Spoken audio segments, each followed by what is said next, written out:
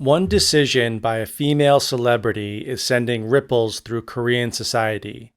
Sayuri Fujita, a Japanese national and a TV celebrity in Korea, recently announced that she gave birth to a child without being married. She got pregnant through artificial insemination by using a sperm bank in Japan. After her announcement, most Koreans learned that Korean law prohibits unmarried women from becoming a mother through sperm donation. The 41-year-old Japanese said that she wanted a baby but did not want to conform to traditional East Asian standards of being married. This message of hers reverberates with many young Korean women. Through her announcement, she unintentionally asked two important questions about Korean society. How can we define a family? Do unmarried women have the right to give birth to a child through sperm donation? While many are standing by Sayuri's side, there are those who are not in favor of her decision. They say that her decision is not necessarily right from a child's perspective. Emphasizing the role of a father in a family, they say that such single mothers should think about the future of the child who is denied the existence of their biological father from the beginning. In our society now, there is a lot of talk about women's rights.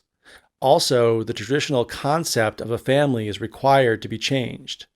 Many say that the issue of unmarried women's childbirth through sperm donation should be considered within the frame of changing the definition of what a family is.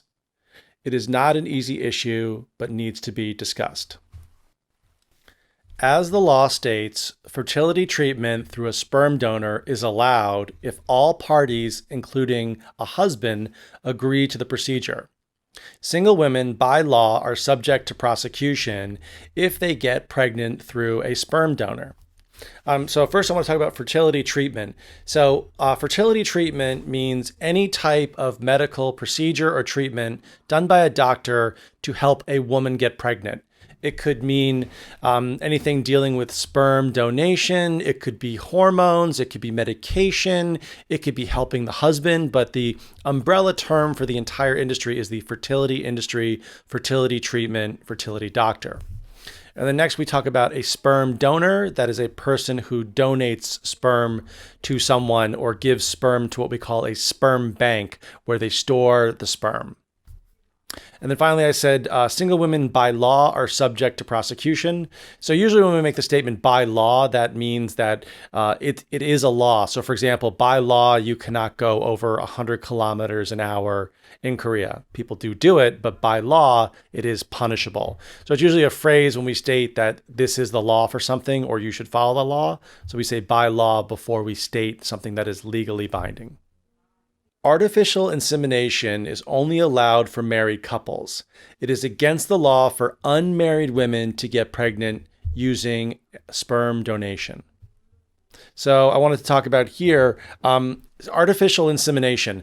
So we have fertility, but artificial insemination is a specific procedures. So we have intrauterine insemination, or IUI. That means sperm from the husband or a sperm donor is inserted into the woman when she's ovulating to get pregnant. But then we have in vitro fertilization. Now, in vitro is much more complicated and expensive. That's when the doctor takes the egg out of the woman and sperm from a man and injects the sperm into the egg with a special needle. Then the female's egg is put back into her body. So that's a different type of artificial insemination. So artificial insemination can mean two things: when sperm is inserted or in vitro. Women want the opportunity to raise a child without getting married. There shouldn't be any regulations on what women want to do with their bodies. So that last part, what women want to do with their bodies. So in the United States, I believe in the 1970s, we had a very famous case, Roe v. Wade, which basically allowed women to have abortions. So we use this kind of expression related to health and what we want to do. So what you want to do with your body. So for example, like if I want to get a tattoo, why should the government say that it's illegal? It's my body. And we have another expression, my body, my choice. So for example, if I want to have a baby, or I want to live a certain way, or, get a tattoo or get plastic surgery, why should the government tell me what I can do with my own body? It's kind of the one thing I have. So it's a very individual way of looking at what you want to do. So the argument is that, hey, it's my body, it's my choice. I want to do something with my body. So that means I want to change it or I want to improve it. Denying the women the right to choose make many of them upset about the possibility of being childless. The decision is ultimately up to the individual. So again, the right to choose goes back to the abortion argument. Should a woman decide if she should get abortion or not? However, it's the right to choose can also be to have a child outside of the legal regulations set forth by the government. So in Korea, the woman can, hey, look, I choose, I want to have a kid. The government should not say what I can or can't do with my body. So we also call that the right to choose. Finally, I said the word childless.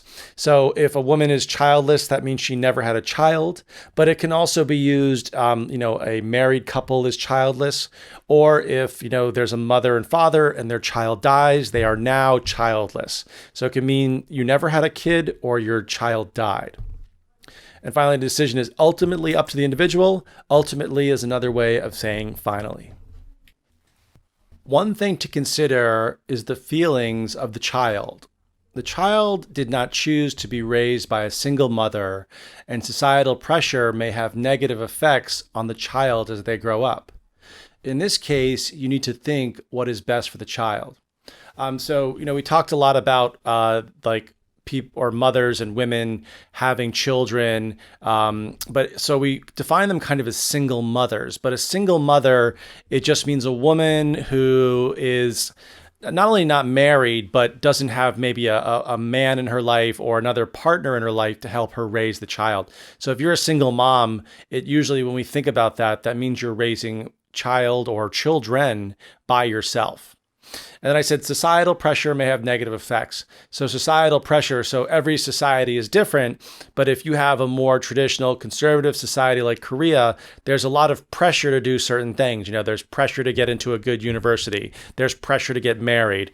There's pressure. And so if there's a child and in school and there's only one single mother there raising that child, other people might say, well, there's something wrong with that child. Why didn't that child grow up in a kind of traditional family? So societal pressure just means that everyone around you is trying to make you feel that you should do something.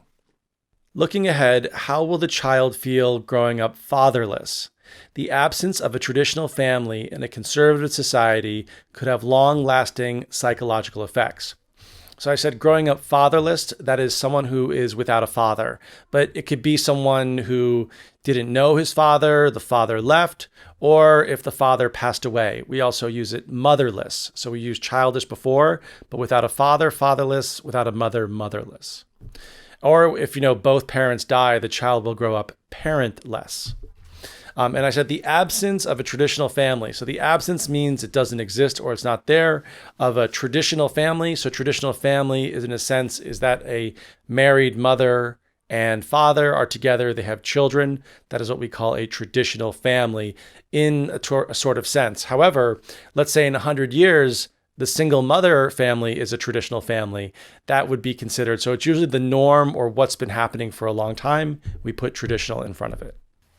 We need to take a step back and look at this from another angle.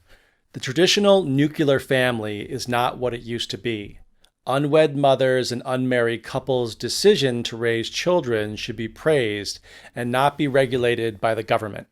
So the first I said we need to take a step back and look at this from a different angle or another angle.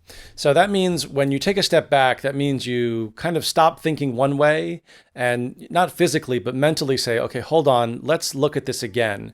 And to look at something from another angle means, you're looking at it one way, but you might need to look at it from another person's perspective or the opposing person's perspective. So let's look at this from another angle. So you try to find maybe something good or something bad about something you're talking about. And I said the traditional nuclear family. So the nuclear family is an expression we use in the United States and now all over the world.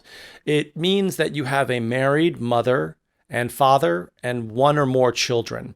It's kind of another way of saying a traditional family, but we started to use this expression after World War II and during the what we call atomic age, when after we dropped the nuclear weapon on Japan, we started building nuclear power plants. It was a time of kind of this new nuclear power age in the Cold War.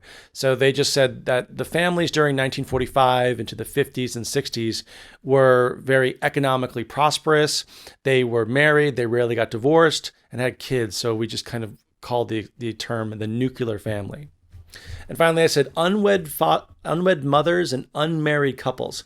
So if an unwed mother is a woman who is not married, and unmarried couples, that means couples that have lived together, their boyfriend and girlfriend, but they have not officially been recognized as married by their governments. Single-parent homes and domestic partnerships need to be looked at more closely in Korea. If these people who are not married in a traditional sense can raise a child independently, why should the government step in and control what happens to people's personal decisions on how they live their lives? So in that first part, I said single-parent homes and domestic partnerships. So single-parent homes means you have a father or a mother raising children, but that is a single parent. That means there's no one really helping them out in their home. They might have grandmothers, relatives, maybe a boyfriend, but no, they're not living together. And then finally, I said domestic partnerships. Now, domestic partnerships is a legally binding term in the United States. So domestic means at home or of the home. So this applies to, in some states, like if you live boyfriend and girlfriend together for like 4 to 7 years, technically you're kind of a domestic partnership and you are subject to divorce or even compensation if you guys break up. Also, gay people, if they live together, they are domestic partnerships in some states because they're not officially recognized as married.